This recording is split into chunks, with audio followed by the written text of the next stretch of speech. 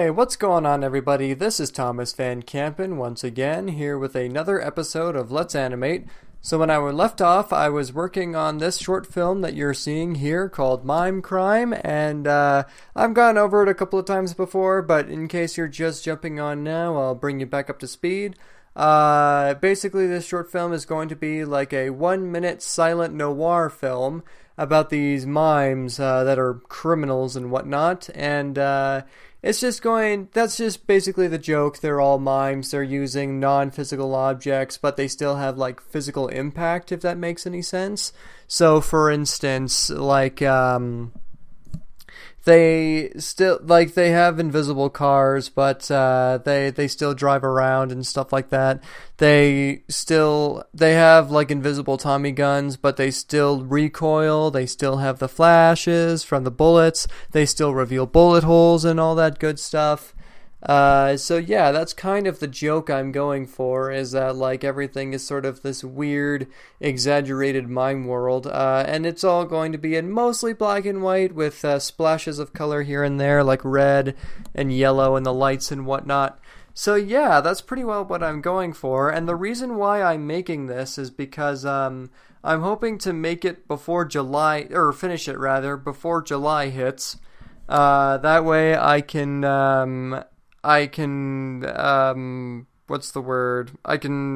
damn it, it's been so long and I'm already droning off. I can submit it, that's the word, goddamn. I can submit it to the Toronto Film Festival that's happening in July, or at least the deadline is July, where they only accept 1 minute long short films. So yeah, that's pretty well what I'm working on right now. I'm getting pretty close. I've been falling in and out of the animation process recently just because I've been occupied by other life events such as work and my girlfriend and whatnot. So, I've been falling sort of behind the ball. I've also been doing some commission work. Just earlier today, I was making new avatar art for Failure Accomplished. So that's all pretty fun. The thing I felt like talking about for this episode is the Bruce Timm DC animated universe. For those of you unaware, Bruce Timm is the mastermind behind many fantastic DC animated shows, such as Batman the Animated Series, which is often considered to be one of the greatest animated shows of all time. He's also responsible for Superman the Animated Series. He's also responsible for Justice League and Justice League Unlimited, which is one of my favorite television shows of all time, and I'll go into that in a bit. He's also known for, I shouldn't say lesser work because they were quite popular too, but just fun facts about him is that his designs were also incorporated into Freakazoid, and while he was going to have further involvement in the project, he decided to drop out of it because he felt like he couldn't bring out the comedy that Steven Spielberg wanted in that series, and so instead he decided to just do the concept art for that series and then just leave the writing and whatnot and the returning animation to the Animaniacs team. But anyway, point being, Bruce Timm is a very smart, very talented guy, and so are all the people he's collabed with. They've made many revolutionary things that have added to the canon DC universe, such as the creation of Harley Quinn, as well as the actual backstory behind Mr. Freeze and whatnot, and several other different kinds of contributions. He's showcased the voice acting talent of several different very talented people, like Mark Hamill as the Joker, and Kevin Conroy as Batman, and all these sorts of things. His work has been very influential. Now, that said, Bruce Timm himself has admitted that his favorite work that he's ever done is the Justice League cartoon, and the reason why he says that's his favorite is because it's the only series that he frequently comes back to, which I wholeheartedly agree with. By no means nothing against Batman the Animated Series. I know everybody says that that's the pinnacle of his work and that's the greatest thing he's ever made. But personally, I think Justice League and more specifically Justice League Unlimited is much better. And I've been having a few conversations with different guys like Failure Accomplished and some other strangers over YouTube over this, and I kind of wanted to articulate the thoughts that I had over this because I really do think that Justice League Unlimited is by far Bruce Timm's best work. And, you know, I'm not saying it's his most revolutionary work. It doesn't necessarily do things that hasn't been done before. I mean, that's more in Batman the Animated Series category. That's really the thing that introduced a whole generation of kids to Bruce Timm's style of cartoon. That said, I feel like Justice League does what the Batman animated series did, and it just does it better. And with the exception of a few elements like the music in Batman the Animated Series is admittedly better and more memorable. Not that the Justice League series doesn't have any memorable tunes. Green Arrow's theme song is great. That song that plays when the Flash is defeating that combination of Lex Luthor and Brainiac, that's also great.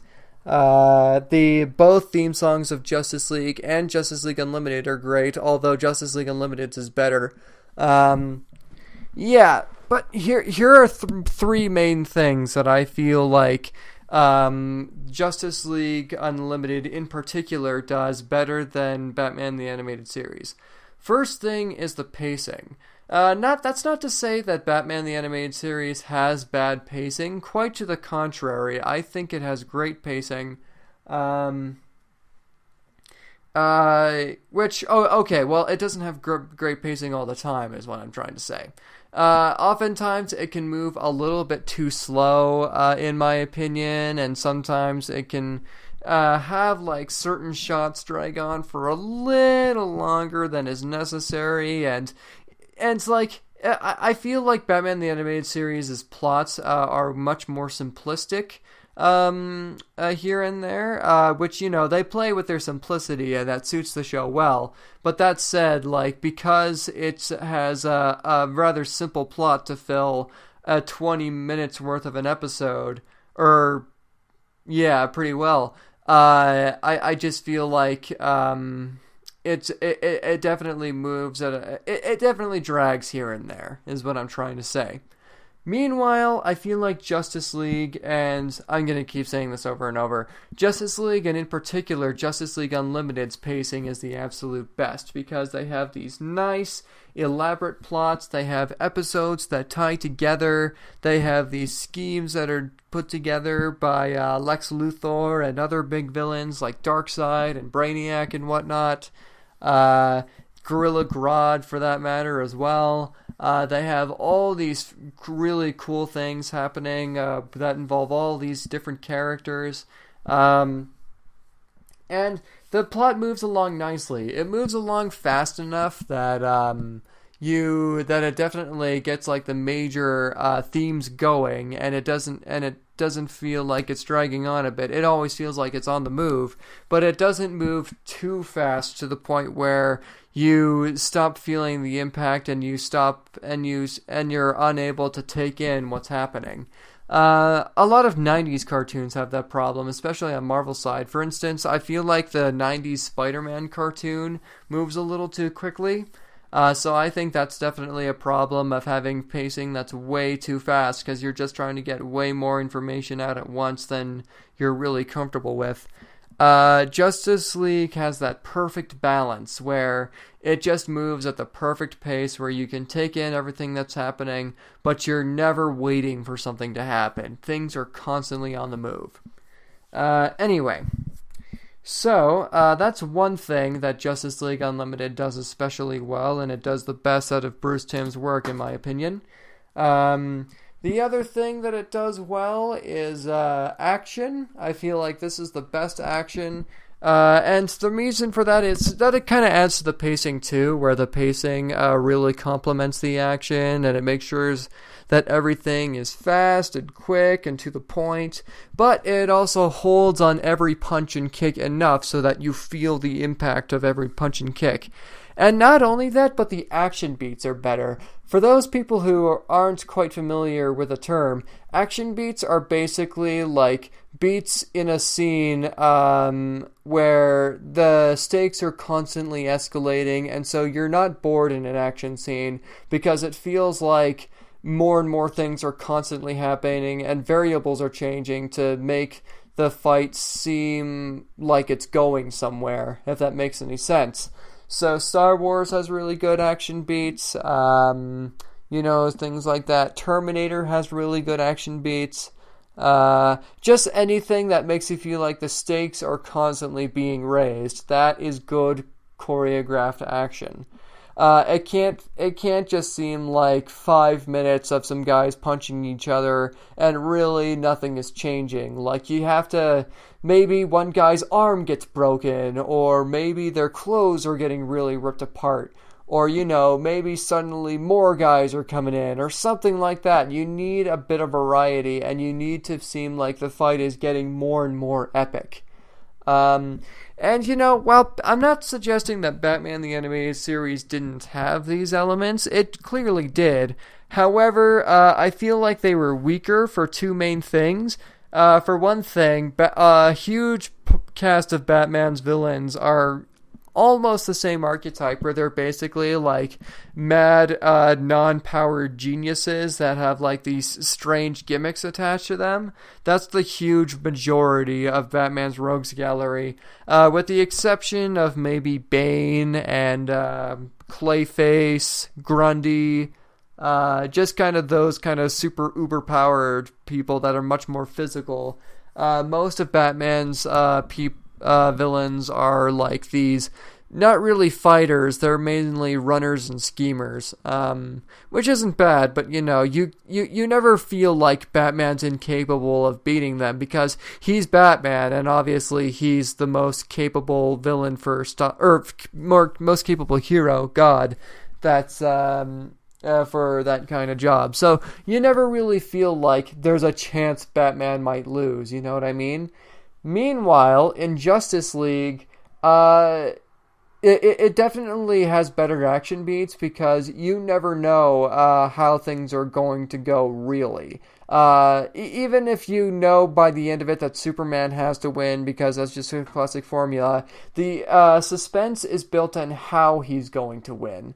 And there's a great scene in, I think, the first episode of Unlimited, where Green Arrow is trying to take down this giant nuclear behemoth after it's already taken down Supergirl and Captain Atom. And he has these metal coils that he has to shoot into the center of the monster's chest in order to defuse it.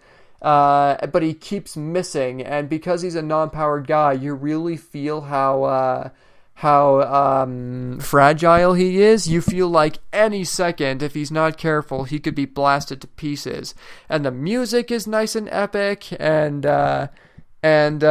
for each time he misses, like, it really that's a great action beat, because he only has like 3 chances at getting it right. And, it's great. It's such a great action scene, and it's one of the highlights of the show by far. And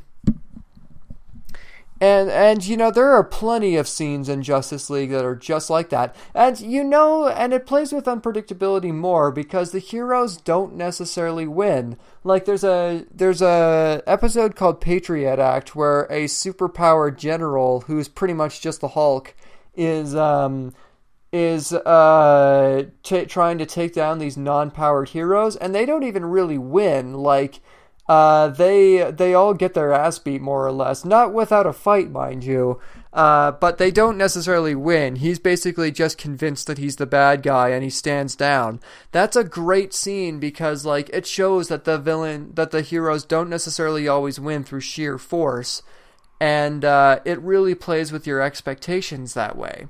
It plays with your expectations far more than Batman the Animated Series does, in my opinion.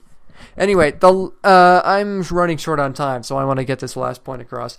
The last thing that Justice League Unlimited does the best is character balance, which is fair, because It has this huge cast of characters, many of which are D-list and C-list superheroes, and it just makes them all like iconic and memorable. They all have such great lines. They're all brilliantly balanced. They work well off of each other.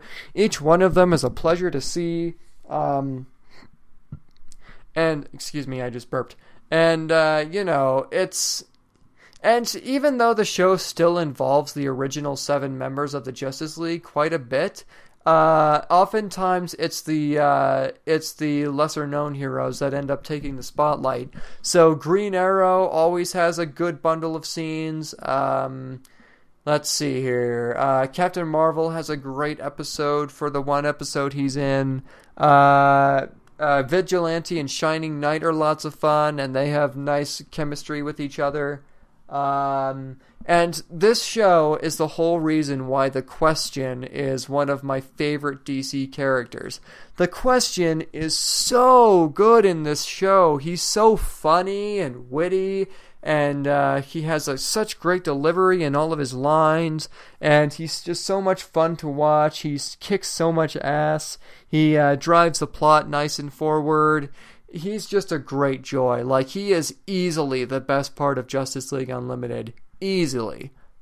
Anyway, I think that's all I'm going to cover for this episode. Thank you guys so much for tuning in to another episode of Let's Animate. And I hope to see you all in the next video.